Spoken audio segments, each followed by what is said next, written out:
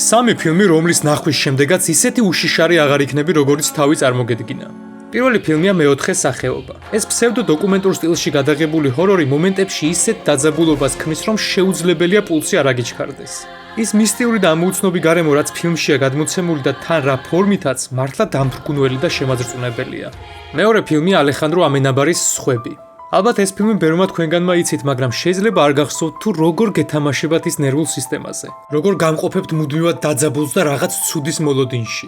მახსოვს ბავშვობაში, როდესაც პირველად ვნახე ეს ფილმი, ჩემზე წარუშლელი კვალი დატოვა და ნიკოლ კიდმანი ხო საოცრება, მისი ერთ-ერთი საუკეთესო სამსახიობო პერფორმანსია უდავოდ.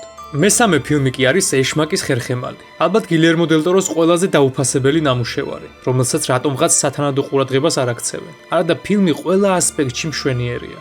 შეიძლება ვიღაცისთვის ის არ აღიქმება კლასიკურ ჰორორ ფილმად, თუმცა არის რაღაც მომენტები, რომელიც ნამდვილად შიშის ზარს დაგცემთ. და ზოგადად ჰორორს რომ თავი დავანებოთ, ისედაც ძალიან კარგი ფილმია და თუ ნანახი არ გაქვთ, აუცილებლად უყურეთ.